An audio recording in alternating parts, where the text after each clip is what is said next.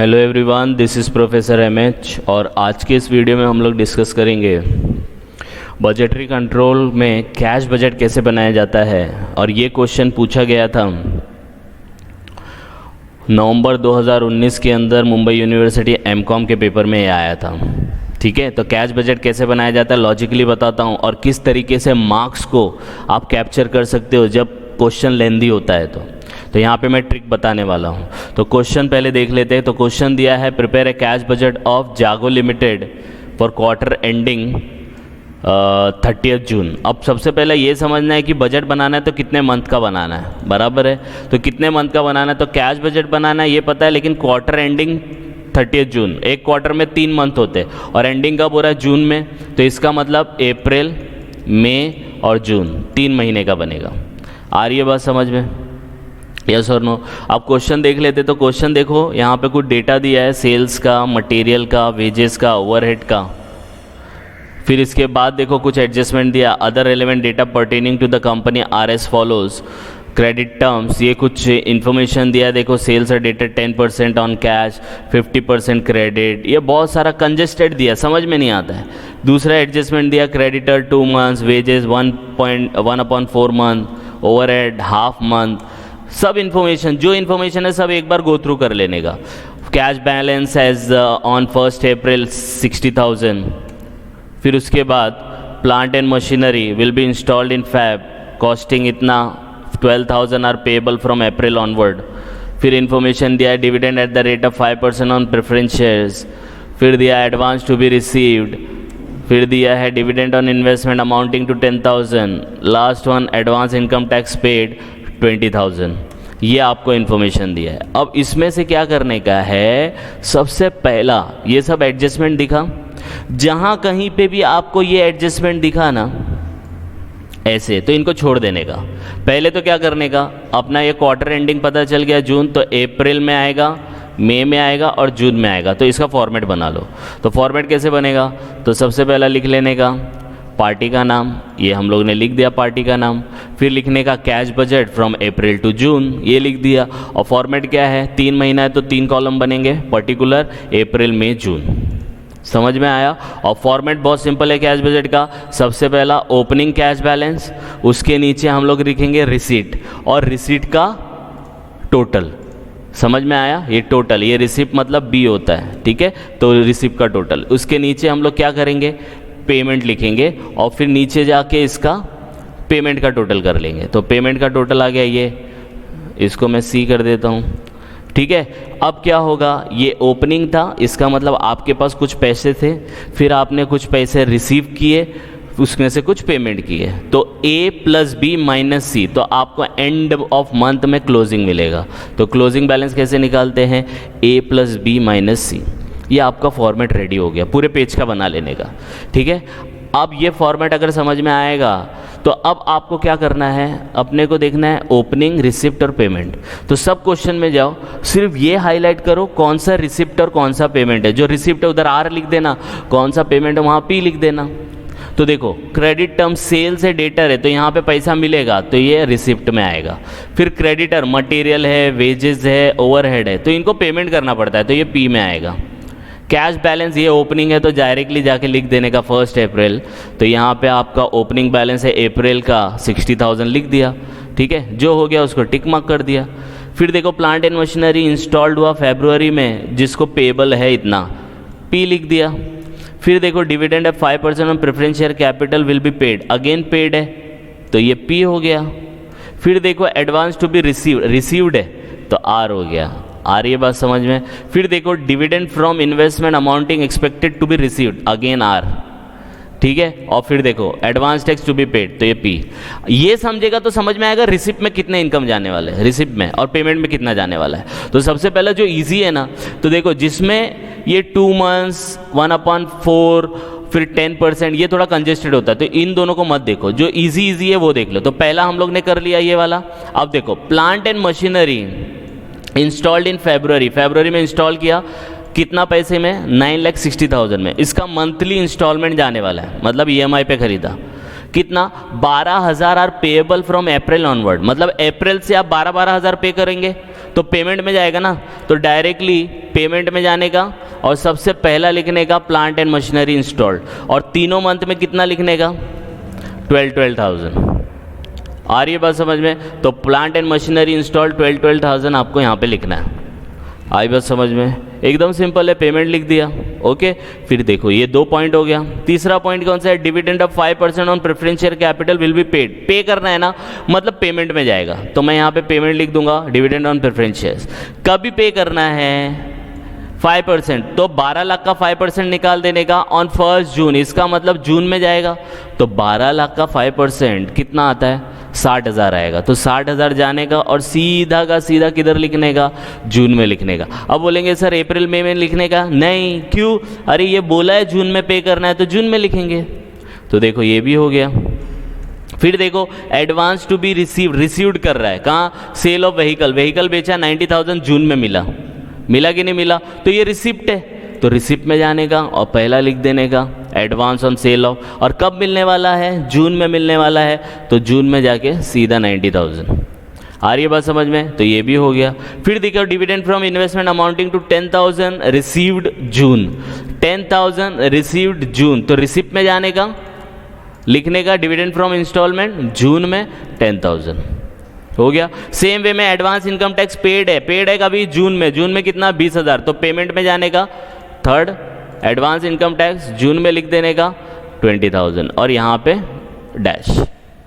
तो देखो ये 2 आइटम लिखे हम लोग ने और ये 2, तो यहाँ पे आपको 4 से 5 मार्क्स मिल जाएंगे। तो एकदम सिंपल कॉपी पेस्ट है। इसको मैं रब कर देता हूँ तो आपको समझ में आएगा। तो हम लोग ने कौन कौन सा यूज़ कर लिया? ये भी यूज़ कर लिया, ये भी यूज़ कर लिया, ये भी यूज़ कर लिया, ये भी यूज़ कर लिया, ये भी यूज़ कर लिया। मतलब आधे से ज़्यादा क्वेश्चन तो हम लोग ने ख़त्म कर दिया ना, ये वाला पार्ट ख़त्म हो गया। अब बचे क्या? ये 2 एडजस्टमेंट बचे क्या?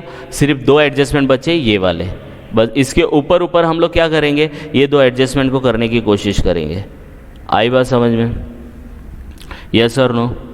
तो हम लोग ये 2 एडजस्टमेंट को कैसे करते हैं उसका लॉजिक के थ्रू हम लोग एक्सप्लेनेशन देखेंगे। तो सबसे पहले क्या करने का?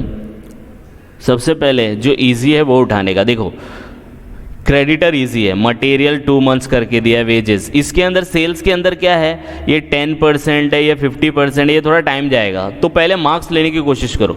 तो मटेरियल है, ये सब पेमेंट में आएगा, तो ये 2 महीने में पेमेंट करना है। तो क्या करने का?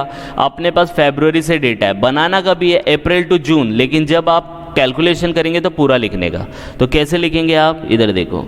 तो सबसे पहले आप जाएंगे, यहाँ पे लिखेंगे क्रेडिटर मटेरियल, फिर उसके बाद क्या करने का?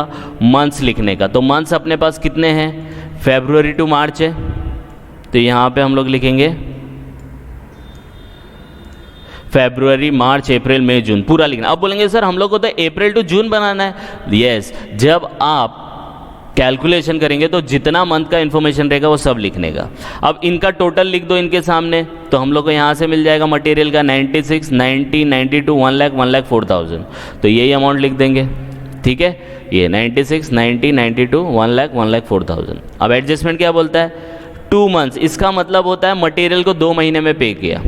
तो एग्जाम्पल के तौर पे अगर फरवरी है, इसको थोड़ा नीचे कर देता, ऊपर करता हूँ तो समझ में आएगा। फरवरी है तो फरवरी का पैसा कब? 2 महीना, तो मार्च, अप्रैल में पे होगा। तो अप्रैल में जाके कितना लिखने का? 96,000। देखो मैंने लिखा है, इसको हाईलाइट कर देता हूँ तो आपको समझ में आएगा। समझा? अब ये मार्च का है 90,000, तो 90,000 मार्च का 2 महीना बोलेंगे तो कितना आएगा? अप्रैल, मई, तो मई में जाके लिख देने का। सेम वे 92 है तो 92 मई, जून, तो जून में जाके लिख देने का। अब मई का है तो जुलाई में आएगा, तो लेकिन जुलाई का डेटा अपने पास नहीं है तो छोड़ देने का। तो बचा कितना? ये जो नीचे 3 अमाउंट आएंगे ना, यही 3 अमाउंट आपको पेमेंट करना है। तो चेक करो, अप्रैल में 92 था, 1 लाख था, 1,04,000, लेकिन एक्चुअल में आप लोग पेमेंट कितना करेंगे? 96, 90 और 92 करेंगे। तो पेमेंट में जाने का और लिखने का मटेरियल पेमेंट, और ये तीनों अमाउंट इस वर्किंग से उठा लेने का 96,000, 90, 92। देखो यहाँ पे आ रही है बात समझ में? यस और नो? एकदम सिंपल है। फिर दूसरा देखो, दूसरा क्या था? मटेरियल हो गया। अब वेजेस देखो, अब वेजेस 1/4 मंथ है, तो सबसे पहला हम लोग वेजेस लिख लेंगे यहाँ पे और उसका मंथ वाइज डेटा लिख लेंगे। मंथ वाइज डेटा कितना है, जैसे यहाँ पे लिखा था, और इसके नीचे हम लोग लिख लेंगे वेजेस। वेजेस का टोटल है यहाँ पे 30,000, 30,000, 32, 36, 40। तो देखो 30,000, 30,000, 32, 36, 40,000। आ रही है बात समझ में?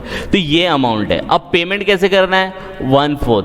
तो पहले इसका लॉजिक एक्सप्लेन करने की कोशिश करूंगा, अगर समझ में आया तो ठीक, नहीं समझेगा तो और एक सिंपल तरीके से आपको बताऊंगा। 1/4 का मंथ होता है कि एक महीने में 4 बार। ये 1/4 का मतलब क्या होता है? एक महीने में 4 बार। अगर ये होता 1/8 तो एक महीने में 8 बार। तो महीने का सैलरी, पहले मैं महीने की सैलरी बताता हूँ। अगर समझो फरवरी का सैलरी है, लॉजिकली कैसे होता है? फरवरी एंड होता है, मार्च के फर्स्ट डे को मिलता है ना। अब बोलेंगे सर 10 को भी मिलता है, एग्जाम्पल के तौर पे अगले महीने की 1 तारीख। तो क्या कहना है इसे कि वेजेस जो फरवरी का है मैं मार्च में लिखूंगा, मार्च का जो वेजेस है वो मैं अप्रैल में लिखूंगा, अप्रैल का जो है वो मई में लिखूंगा, मई का जून में, है ना। लेकिन इन लोग ने क्या बोला? 1/4 मंथ। इसका मतलब महीने में 4 बार पेमेंट हो रहा है। 4 बार पेमेंट हो रहा है मतलब 4 वीक है, महीने में 4 वीक होता है। तो 4 वीक है तो पहले वीक का पेमेंट कब जाएगा? दूसरे वीक के पहले दिन को। दूसरे वीक का पेमेंट कब जाएगा? तीसरे वीक के फर्स्ट डे को। चौथे वीक का पेमेंट कब जाएगा? तीसरे वीक का पेमेंट कब जाएगा? 4th वीक के फर्स्ट डे को। और चौथे वीक का पेमेंट कब जाएगा? तो अगले महीने की 1 तारीख को। तो कहना है से अगर 1/4 दिया है तो सिर्फ जो ये 1/4 रहेगा ये नेक्स्ट मंथ में जाएगा, और जो बैलेंस जो बचेगा वो करंट मंथ में आएगा। इसलिए बोला है सेम मंथ में 3/4 और नेक्स्ट मंथ में 1/4। अगर यही चीज 1/4 की जगह 1/5 होता या 1/8 होता तो 1/8 सेम नेक्स्ट मंथ में आता और बाकी सब 7/8 सेम मंथ में आता। तो ये फ्रैक्शन से घबराना नहीं है। जितना भी 1/4 बोला है, 1/3 बोला है, 1/2 बोला है, तो उतना पहले निकाल के नेक्स्ट मंथ में डाल देने का, और बैलेंस जो बचेगा सेम मंथ में लिखने का। देखो बताता हूँ। अभी ये 30,000 फरवरी का है, इसलिए मैंने बोला पूरा डेटा लिखने का। 30,000 कितना है फरवरी का है, उसका 1/4 निकालो। 1/4 कैसे निकलेगा? 1/4 कैसे निकलेगा? तो मैं यहाँ पे देखो कैलकुलेशन बताता हूँ। तो 30,000 इंटू 1 डिवाइड बाई 4 ऐसा कर दो। तो अगर आप डिवाइड बाय 4 करेंगे तो आपको मिलेगा 7,500। तो 7,500 आप फरवरी में नहीं लिखेंगे, नेक्स्ट मंथ में लिखेंगे। आ रही बात समझ में? और बैलेंस कितना बचा? तो 30,000 में से 7,500 माइनस करेंगे तो आपको 22,500 आएगा। तो 22,500 आपको सेम मंथ में लिखना है। समझ में आया? सेम वे में देखो मार्च है, मार्च का 30,000 है, तो जैसे 30,000 का बाइफिकेशन इधर हुआ तो 30,000 का 3/4 निकालेंगे तो सेम मंथ में आएगा 22,500 और 7,500 नेक्स्ट मंथ में चला जाएगा। सेम वे में 32,000 है, 32,000 का 3/4 निकालेंगे तो आपको मिलेगा कुछ 24,000 सेम मंथ में, और बाकी जो 8,000 रहेगा वो नेक्स्ट मंथ में। सेम वे में 36,000 का 3/4 निकालेंगे तो आपको मिलेगा 27,000 सेम मंथ में लिखना पड़ेगा, और बैलेंस जो 9,000 है वो नेक्स्ट मंथ में लिखना पड़ेगा। 40,000 को 3/4 निकालेंगे तो 30,000 सेम मंथ में, और बाकी नेक्स्ट मंथ। तो नेक्स्ट मंथ तो है नहीं।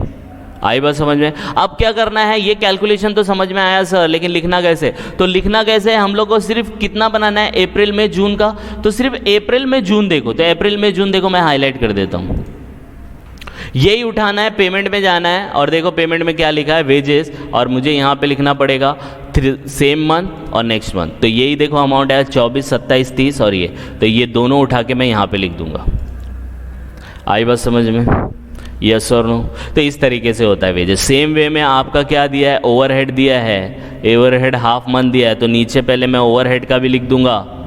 देखो नीचे बता देता हूँ। ओवरहेड है, अमाउंट लिखेंगे उसका हाफ मंथ। ओवरहेड का इतना है हाफ मंथ का। अब मैंने बोला ना, जितना भी दिया रहेगा ना फ्रैक्शन, उतना नेक्स्ट मंथ में लिखने का। तो नेक्स्ट मंथ में कितना जाएगा? हाफ ही जाएगा, क्योंकि 1/2 है, तो 2 ही पार्ट हो गए ना उसके। तो हाफ नेक्स्ट मंथ और हाफ सेम मंथ। 1/8 रहता तो नेक्स्ट मंथ में 1/8 जाता और बाकी 7/8 सेम मंथ में आता। तो हाफ हाफ करना है। तो 17,000 का हाफ कितना होएगा? 8,500। तो 8,500 सेम मंथ में और 8,500 नेक्स्ट मंथ में। मार्च में 19,000 है, तो 19,000 का हाफ कितना हुआ? 9,500 सेम मंथ में, 9,500 नेक्स्ट मंथ में। 20 का 10-10 हो जाएगा। देखो 10,000 इधर, 10,000 इधर।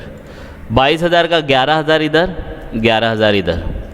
फिर 23,000 का 11,500 इधर, और आगे का तो मंथ दिया नहीं है। तो हम लोग को पूरा मंथ नहीं चाहिए, हम लोग को चाहिए अप्रैल मई जून। तो इसको हाईलाइट करेंगे, यहाँ पे लिखेंगे overhead same month next month, और ये दोनों अमाउंट को हम लोग लिख देंगे। आई बात समझ में? तो ये पार्ट भी हो गया। तो अपने सब एडजस्टमेंट हो गए। देखो ये सब एडजस्टमेंट हो गए हमारे। बचा कितना ये, तो इसको भी सॉल्व कर लेते हैं। आई बात समझ में? क्रेडिट टर्म्स, तो अभी चेक करो, देखो ये कॉलम भी हो गया, ये कॉलम भी हो गया, ये कॉलम भी हो गया। अब बचा क्या? सेल्स बचा। तो सेल्स में जाने का, इसको ऊपर लिखा है मैंने, पहले लिखने का डेटर सेल्स। ये याद रखना, सेल्स में क्या होता है? कैश सेल्स होता है, क्रेडिट सेल्स होता है। इसका मतलब होता है आप या तो कैश में माल बेच सकते हो या उधार पे माल, दो ही तरीका होता है। कैश में चेक वेक सब आ गया, ऑनलाइन सब आ गया, मतलब रोकड़ा दे के खरीदो या उधारी पे खरीदो, तो ये याद रखने का। तो सबसे पहला हम लोग पूरा डेटा लिख देंगे। डेटा क्या दिया है? मंथ दिया है फरवरी, मार्च, अप्रैल, मई, जून, और उसका अमाउंट दिया है 1,40,000। देखो 1,40,000, 1,50,000, 1,60,000, 1,70,000, 1,80,000 सीक्वेंस में, 1,40,000, 1,50,000, 1,60,000, 1,70,000, 1,80,000। अब इसका डेटा पढ़ने का, डेटा क्या बोला है? डेटा बोला है 10% sales are on cash. Cash मतलब सेम मंथ में मिलेगा, तो मैं नीचे लिखूंगा कैश सेल्स। तो 1,40,000 का 10% कितना हुआ? 14,000। 1.5 लाख का 10% कितना हुआ? 15। तो सेम मंथ में लिखते जाने का। तो 1,60,000 का 16,000, 1,70,000 का 17,000, 1,80,000 का 18,000, तो सेम मंथ में लिखेंगे। अब बचा क्या? Credit sale. तो क्रेडिट सेल निकालने का, क्रेडिट सेल्स कैसे निकलेगा? 1,40,000 में 14,000 अगर कैश सेल्स है तो क्रेडिट सेल्स माइनस कर देने का। 1,50,000 में से 15,000 गया तो 1,35 बचा, 1,60 में से 16 गया तो 144, 1,70,000 में से 17 गया तो 153, 1,80,000 में से 18 गया तो इतना। ये क्रेडिट सेल्स है। अब बोलेंगे सर ये कहाँ से आया? अरे भाई, सेल्स के अंदर कैश सेल्स होता है और क्रेडिट सेल्स होता है। तो कैश सेल्स तो बच्चा निकल गया ना, तो टोटल सेल में से माइनस करो ना, तो क्रेडिट सेल्स आएगा। क्रेडिट सेल्स का मतलब होता है उधार। अब उधार है तो इसका पैसा कब आएगा? तो इन्होंने बोला है कि जो उधार है उसका 50%, तो जो ये उधार है इसका 50% कब मिलेगा? कलेक्टेड इन नेक्स्ट मंथ, मतलब फरवरी का मार्च में मिलेगा, मार्च का अप्रैल में मिलेगा, अप्रैल का मई में, मई का जून में। एंड द बैलेंस, तो बैलेंस कितना बचा? अगेन 50%, वो फॉलोइंग मंथ। इसका मतलब देखो एक चीज़ करके बताता हूँ, तो यहाँ पे लिख देने का 50% of credit sale in the next month and balance in the next month. इसका मतलब 1,26,000 का आधा निकालो, कितना आता है? तो आधा निकाल के हम लोग नेक्स्ट मंथ में लिख देंगे, तो 63,000 आएगा। सेम वे में 63,000 बचा तो वो मार्च नहीं अप्रैल में कलेक्ट होगा, तो उसके सामने लिखने का। देखो ऐसा जिगजैग हो गया, इसको मैं हाईलाइट करता हूँ तो समझेगा। जिगजैग हो गया, आई बात समझ में? सेम वे में 1,53,000 है, तो 1,53,000 है तो उसका आधा, 1,35,000 है, उसका आधा करेंगे तो आएगा कितना? 67,500। 67,500 आपका ये नेक्स्ट मंथ में जाएगा और 67,500 आपका नेक्स्ट मंथ में जाएगा। आई बात समझ में? ऐसी 144 का हाफ होगा तो वो नेक्स्ट मंथ में जाएगा, तो 72,000 और नेक्स्ट 72,000। तो ये तीन आपका कलर में कर देता हूँ तो समझ में आएगा, येलो, येलो और येलो। समझा? सेम वे में 153 का हाफ किधर जाएगा? नेक्स्ट मंथ में जाएगा, तो 76,500 ये आ गया। आई बात समझ में? आगे नहीं लिखेंगे क्योंकि आगे मंथ नहीं है। तो हम लोग को इन्फॉर्मेशन कितना चाहिए? सिर्फ अप्रैल मई जून का। तो हम लोग सिर्फ अप्रैल मई जून यही दो को सेलेक्ट करेंगे। इसको मैं अब एक ही कलर दे देता हूं, ये वाला। ये दो अमाउंट उठाने का। अब ये रिसिप्ट साइड है, सेल्स है ना, तो रिसिप्ट साइड में जाके लिख देने का कैश सेल्स। तो ये आपका कैश सेल्स हो गया, ये वाला पार्ट। तो ये पैसा आपको सेम मंथ में मिलेगा। फिर ये क्रेडिट सेल्स का पैसा, ये दो है, तो यहाँ पे दोनों को उठा के लिख देने का। आई बात समझ में? यस और नो? तो ये मैंने थोड़ा लॉजिकली एक्सप्लेन करने की कोशिश की है जिससे आपको ये समझ में आ जाएगा पूरा कॉन्सेप्ट। अब क्या, ये आपके पूरे थ्योरी हो गया, पूरा एडजस्टमेंट हो गया। अब क्या करने का? क्लोज करने का। तो सबसे पहला क्या करने का? इनको टोटल करो एक एक मंथ का। तो अगर आप इनको टोटल करेंगे तीनों को तो आपको आंसर मिलेगा 1,46,500। इसको करेंगे तो 1,56,000, इसको करेंगे 266,500। सेम वे में पेमेंट को करने का, तो पेमेंट का टोटल तीनों का आ जाएगा। करके देखेंगे तो आपको 1,59,000, 1,58,000, 2,44,000। इसको हटा देता हूँ, 2,45,500।